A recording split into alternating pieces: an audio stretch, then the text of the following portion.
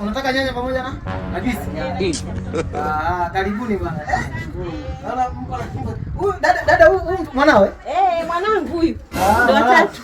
Watatu. Inaonekana lazima baba yake atakuwa maji ya kunde au mweupe. Babake anaishi wapi? Hauna lazima atakuwa mweupe huyo. Hamna kaka, babake si huyu hapa. Babake ndio huyu hapa. Sasa kaka, Mungu alisaidia nikapata chochote.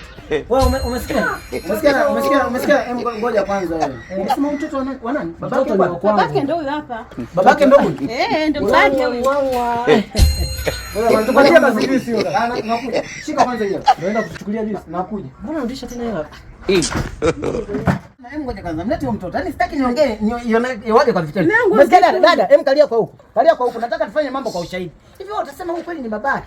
Usinishikilie. Usinishikilie mtoto. Ni mwana wewe unasema huyu mtoto kweli ni babake. Kama mtaka malaika mnakuwa mnatanganya malaika. Tumekuja hivi. Kama naongea sasa nabishana na wewe. Unasema huyu mtoto kweli ni wako? Nipe mwanangu bwana. Mchukue sawa, sijakataa, lakini wewe funguka akili.